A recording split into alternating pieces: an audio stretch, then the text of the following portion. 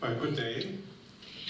First of all, I would like to Dobar dan. thank very Prvo much bih the Serbian Medical želeo Chamber for da inviting us. se zahvalim Lekarskoj komori Srbije što nas je pozvala. Moje se ime Ramin Farsa i ja radim za Nemačku medicinsku asocijaciju iz Berlina. Nažalost, ne mogu da vam se obratim na srpskom, ali nadam se da će funkcionisati ovo sa prevodom sa engleskog i ukoliko nešto nije jasno, slobodno me prekinite. Ovo nije prvi put da sam ja u Beogradu, možda sam tu već četvrti ili peti put i uvek je veliko zadovoljstvo doći ponovo ovde. Jako volimo ljude ovde, hranu, uvek se radujem kad treba da dođem. A to je zbog toga što postoje čvrste veze između medicinske asocijacije Nemačke i Lekarske komore Srbije. Posle godina tesne saradnje. Davno smo počeli da sarađujemo i naša saradnja je sve jača i jača i imamo redovno bilateralne sastanke. I uvijek je dobro učiti jedne druge. Tako da je za nas od velike pomoći da vidimo šta se ovde događa i uvijek je dobro podeliti sa kolegama šta radimo u Nemačkoj. Kao što je državni sekretar rekao, sistem zdravstvene zaštite je nikad nije posao koji je gotov, uvek se menja i tako je u Nemačkoj. I mogu to da vidim da važi u celoj Evropi, da zdravstveni sistemi se stalno reformišu i razvijaju.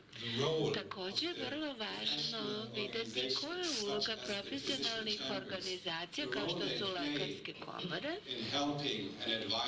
u pomaganju vladi, savjetovanju vlade i uzimanju na sebe sve više odgovornosti i na sebe uzimanja određenog tereta ministarstva i pomaganja ministarstva svojim stručnim znanjima i profesionalnim iskustvom. Jer svima je cilj bezbednost pacijenata i najviši nivo zdravstvenih usluga koji se pruža svim građanima. To je na vrhu liste prioriteta naših profesionalnih organizacija. I meni je drago da vidimo koliko patients in Serbia, and I can also see how hard they work in the whole process, in the ascension process for the EU membership.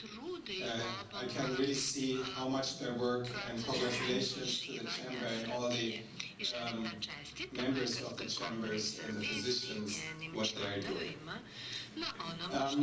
What I was asked to do today is to give you a brief overview how the healthcare system in Germany works. And as I said, it's a work in progress.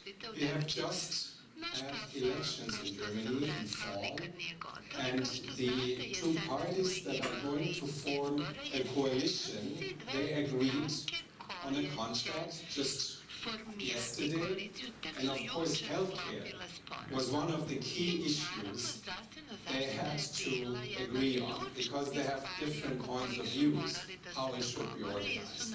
So what I'm presenting today is how healthcare works right now in Germany, and I will, at the steps which might change, I will let you know that something will probably change in the future. So this is actually very new what I'm also presenting to you today. Let's get started. You might know that Germany is a country with 16 federal states, and also public health is mainly the competence of the individual federal states. So it's organized on the federal state, and what we have is a compulsory statutory health insurance, which we call the Bismarck model. You might have heard about that. A number of countries in Europe are following that model. We have a private and public mix of the providers, those who provide healthcare and also of the payers, those who pay for the healthcare, the insurance. And what is also very specific for the German system, but also partly for your system, it is the self-governance of physicians and of the payers, the statutory health insurance funds. So the providers, they have their own self-governance, but also the payers.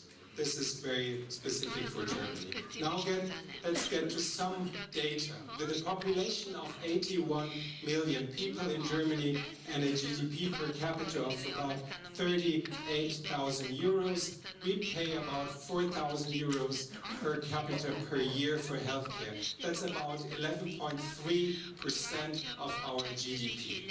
This has remained steady, may increased a little bit, but it didn't increase as significantly as it did in other countries. So all in all, we pay 344 billion euros per year for healthcare.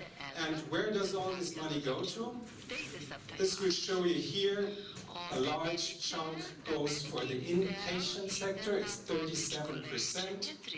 About 30% goes to the outpatient care, and then of course pharmaceuticals 13.5%, and then there are all the other items that are paid for. Now, where does the money come from? It's a lot of money. 58% is generated through the statutory health insurance. I will go a little bit deeper into that in a moment, but let's stick to this slide here. 58% comes through the statutory health insurance. That's about 6.6% of the GDP. Then a pretty large share, 13.4%, is paid additionally by the private households. What is paid out of pocket, and that includes the direct payment and co-payments that patients have to pay. Again, I explain that in a minute. Then we have also private insurance, that is about 8.9%, and then we have the long-term care insurance, which also pays some of it. In Germany, about 90% of the population is insured by the statutory health insurance. The rest is insured through the private health insurance. That's about 10%.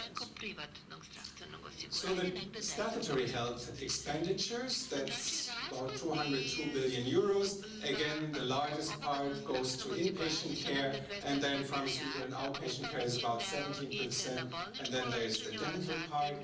But let's go into the statutory health insurance and explain how it works and what it makes you eligible to be in that system.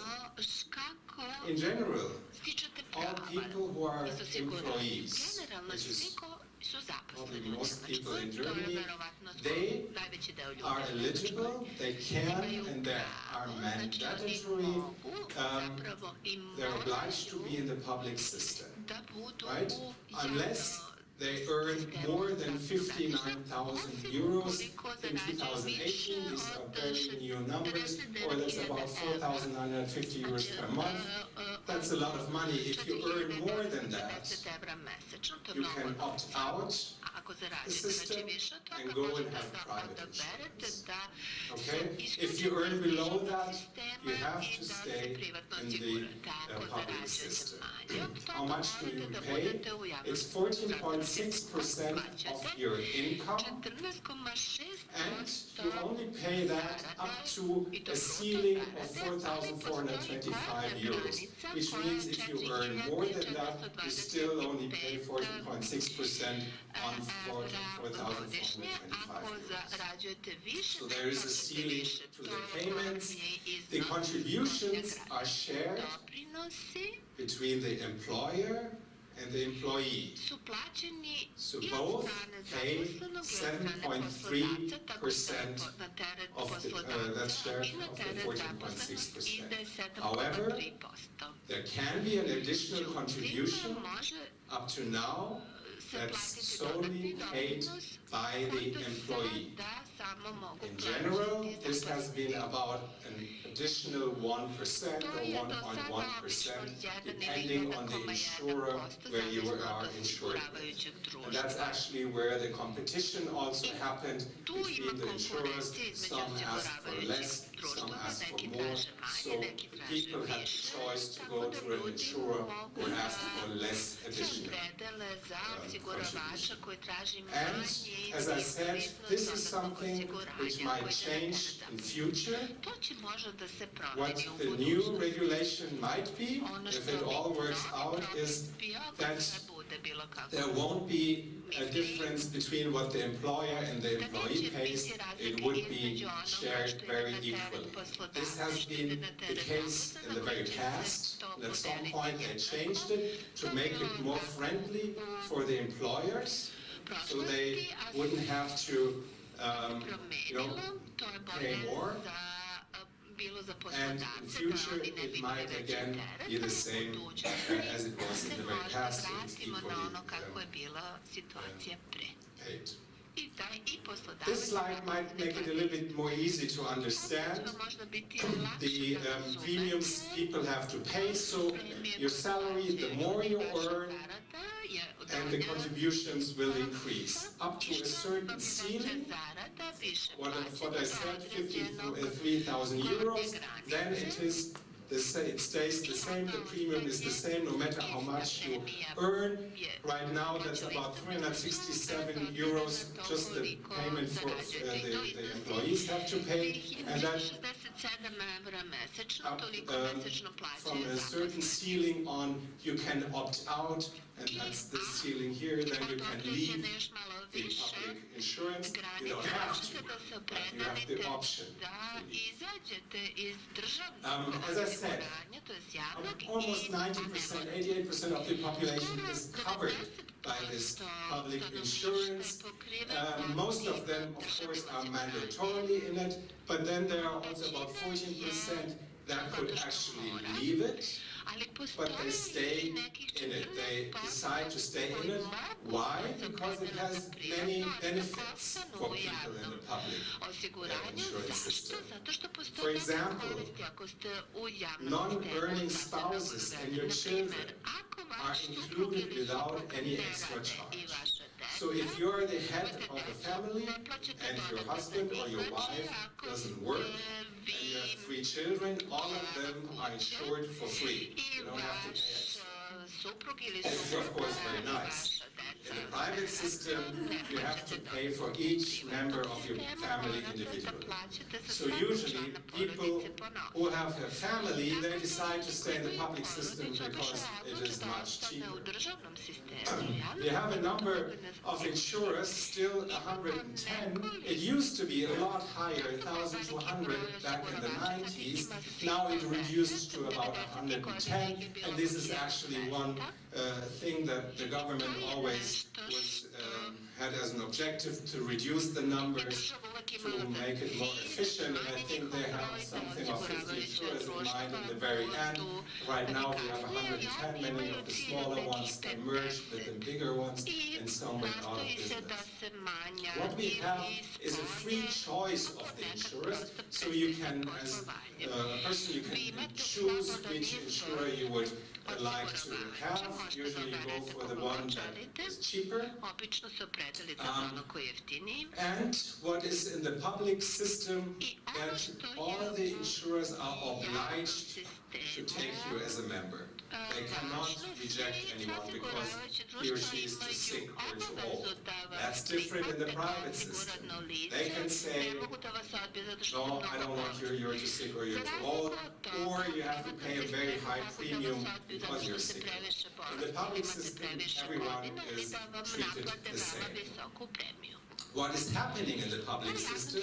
We have a risk adjustment between the different insurers, and that will adjust risk, which means those insurers who have more members who are old and sick, they get a little bit more money for each member than those insurers who have very many young and healthy people, right? To make it a little bit more balanced, and to make it also, to make this rule that you cannot reject any applicant, to make that more fair. All right, the private health insurance sector, as I said, about 10% is insured in the private sector.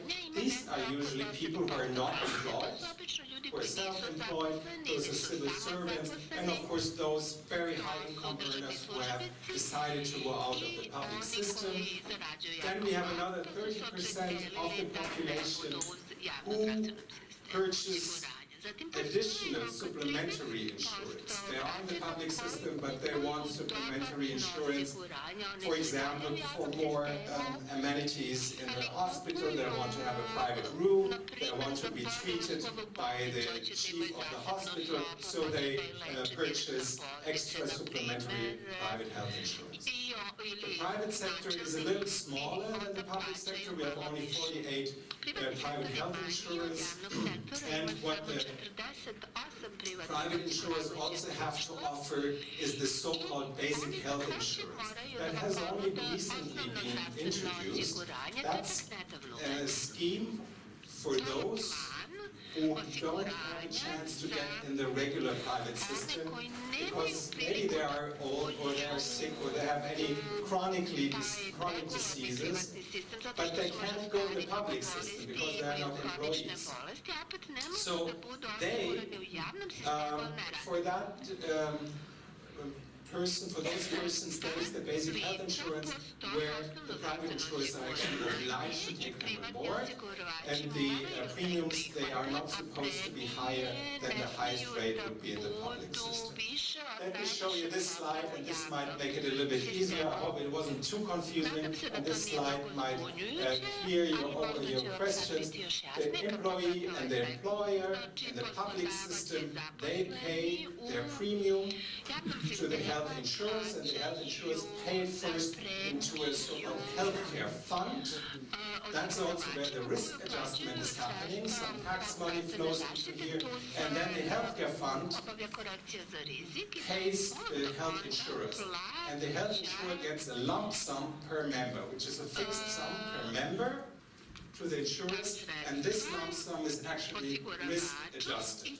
So those insurers who have more sick people, they get more.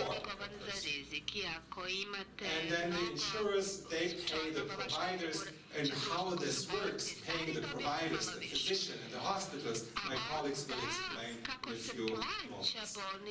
And the private sector, I also explained, there is the private health insurance. Of course, they can ask for an individual premium, which means the sicker you are, the higher your premium is. If you have a chronic condition, you have to pay more. And then the standard basic private health insurance, I mentioned that's for those who have problems to get into private health insurance.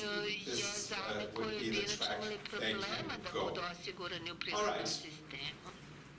Let's see, I mentioned there are also consumer payments, which means what people have to pay in addition to what they pay already, exactly, out of pocket, what they already pay for their premiums, for their insurance premiums. And the contribution altogether is about 13% of the total health expenditures, which is pretty much money, and that includes co-payments like a €10 per day you pay when you're in hospital, right? So when you're in hospital, you have to be admitted to hospital, you stay there, you pay an additional €10, but only up to 28 days, then it's waived. You have also to pay co-payments for medicine. If it's prescribed by the doctor, you still have to pay a certain amount in addition, and that's usually about 10% or more than 5 to 10 euros per prescribed drug. All in all, there is a limit for the co-payments, and that's set about 2% of your annual gross household income. So that should take away the burden. You know, if you have to go to the doctor very many times, then at some point, the costs will go too high, and then there's the ceiling. If it's above 2%, then those co-payments will be weight. sa vaših bruto prihoda. I mentioned in the beginning, we also have a long-term care insurance. Takođe imamo We i only osiguranje za introduced that in dugoročnu negu, 1994. što smo uveli For that, we pay another 1995. Za to plaćamo 2.55% 2,55% of our bruto zarade. income.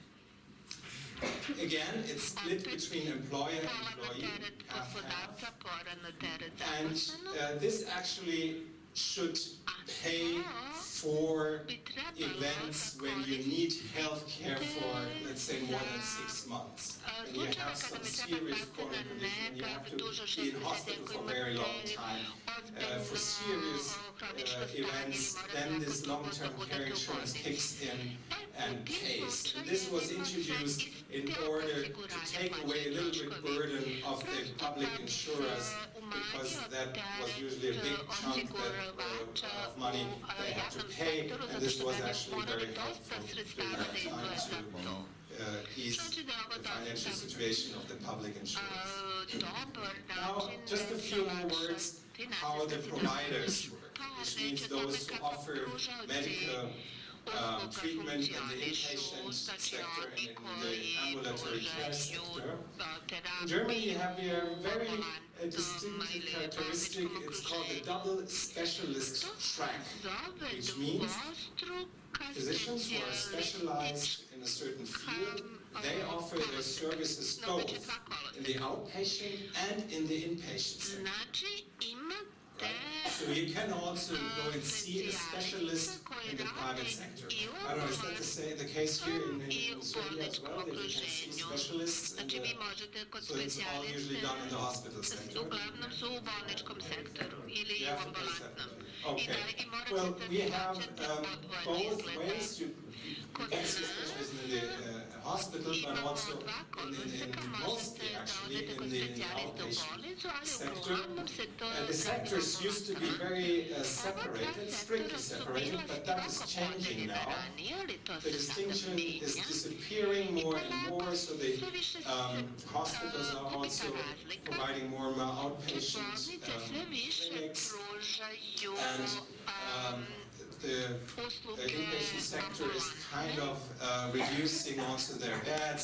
If you see the number of beds in Germany in hospital was reduced a lot. I think I have a slide here. If you look into the inpatient care, I mentioned we have a good mix of public and private hospitals. It's about 30% public non-profit, 35% public-private. It's kind of a mix, which is usually run by churches or other charity organizations. And then there is a large share of 36% of private for-profit hospitals. And actually, this has changed a lot. Many years ago, there were only few private hospitals in Germany. And it changed a lot, and now there's actually a pretty high number of private hospitals, but if you look, the number of beds are still the highest in the public sector, 48, compared to the public, private, and the private, and the number of physicians working in each sector is also the highest in the public sector. Why is that the case? Well, the public hospitals are usually still the biggest ones. They are usually the university clinics, and they have a high number of beds. They have an admission, and they have usually also the tertiary care hospitals. The private hospitals, there are very many, but they usually, not all of them provide tertiary care, and they also, of course, try to work more profit-based, so of course they try to have fewer employees. All in all, we have 1,950 hospitals, 6.2 beds per 1,000, and the average length of stay has been 7.3 days. And this will actually be interesting because the average length of stay in hospitals reduced over the years significantly. And that happened more or less when the DRGs were introduced. A lot of years ago.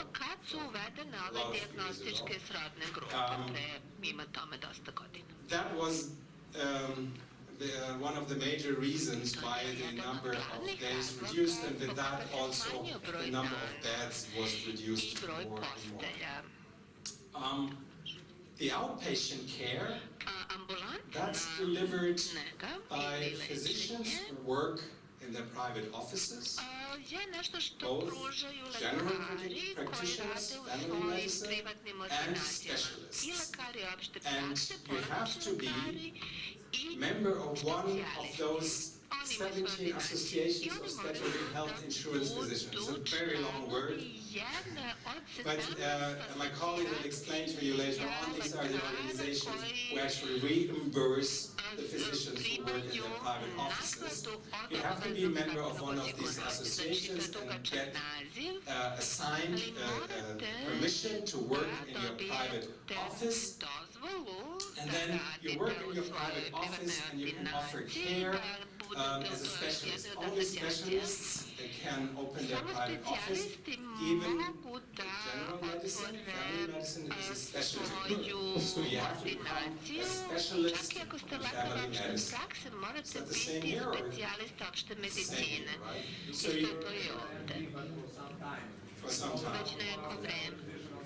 Specialist in general, yeah. I think this is more and more all over Europe. It's becoming the same thing. In the past, also in Germany, you could be a family practitioner right after your medical degree, after you graduate from medical school. You can open your own practice. This is not possible anymore. You have to become a specialist in family medicine to open your own practice. And then, if you want to see a specialist, you're usually supposed to go to your general practitioner first and then get a referral to a specialist, but you can also go directly and see a specialist. You can do both. This is what I meant with a double specialist track. Also, you can see specialists without referral from your general practitioner. And what is important, and which is also very important for the patients in Germany, that you have a free choice of physicians. So you can really choose which physician you want to go, which general practitioner, but also which specialist you want to go to. And if you want, you can even see more physicians for the same reason. So if you want a second opinion, you can go and see another physician just to get a second opinion.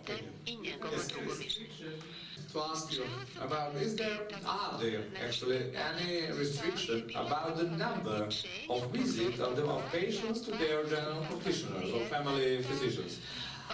Because if you don't have any kind of restriction without disturbing their rights for decent health care, it may make the burden of disease much more on the back of the physician instead of the system itself.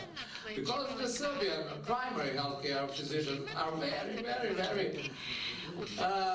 actually feel the burden of patient sickness.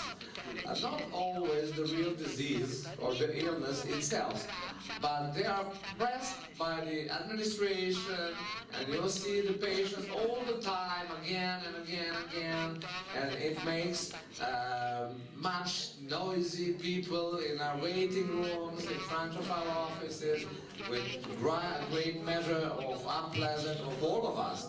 Not only the patients, but the healthcare professionals, nurses, physicians, so on. What's the situation about that in Germany? Thank you for the question. Of course, this is a very valid question and an important one. There is theoretically no limit, right? So a patient may see his or her general practitioner as often as she or he would like to. And I have to say, I think the German patients are the leader in Europe in terms of visiting their doctor.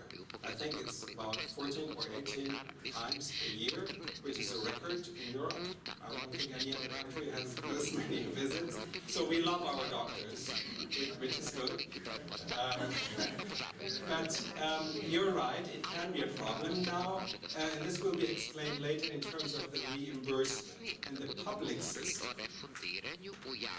The physicians, they get for each person only a lump sum per quarter of a year of a certain amount of money. If the patient comes more frequently to the same doctor, the doctor doesn't get more money. So, which is already a little bit the issue that the doctor is kind of not encouraging the patient to come back and back and back and back within the same quarter. So that already makes, gives a little bit balance in the system. It's different again in the private sector, because there the physician is paid every time. But theoretically, of course, and especially that's true for chronically ill patients, if they have to see the doctor many times, then of course the doctor would also see the patient, even though he or she only gets this same money, no matter how many times it comes. So it's up to the doctor then to decide, if that patient really needs my help or not. But again, the patient might still come to the office. All right. This is actually a slide that shows the number of physicians in Germany and where they work. We have a total of 496,000 physicians. This includes all our members. As you know, we have an obligatory membership in the chamber system, so all physicians in Germany are members of the state chambers. A total of 469,000.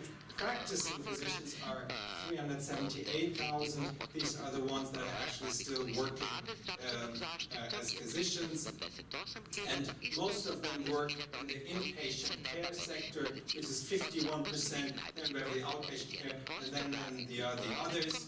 I guess I belong to the others. I'm a physician, but I don't work with patients. I work for the medical. Right? So I'm there 90%, and then everyone else is here. But my colleague will go into that a little bit more. This is my last slide, actually, and this feeds into the idea of self-governance, which is one of the significant signatures of the German system. We have self-governance of the payers, the sickness funds, of the providers, which means the physicians, psychotherapists, the dentists, also the hospitals, and they all get together in the so-called Federal Joint Committee. Federal Joint Committee, and that's an organization. It's our main decision-making entity of the self-governing bodies. And that committee that formulates and implements in detail which services will be provided under what conditions. It basically defines the basic benefit catalog of the statutory health insurance. So they sit together, that's actually the building just across our building. They sit together and they decide together what will be covered by the public insurers. And so it's a very important organization, and they are authorized by law to issue the legally binding directive as well. They were also only recently meaning 2004, but thinking the whole history, that's not a long time ago, has been established. And as I said, it represents all the providers, the physicians, hospitals, but also insurers, and even patients are there as observers as well, patient organizations that can sit there and also give their comments. At this point, I would like to stop my presentation.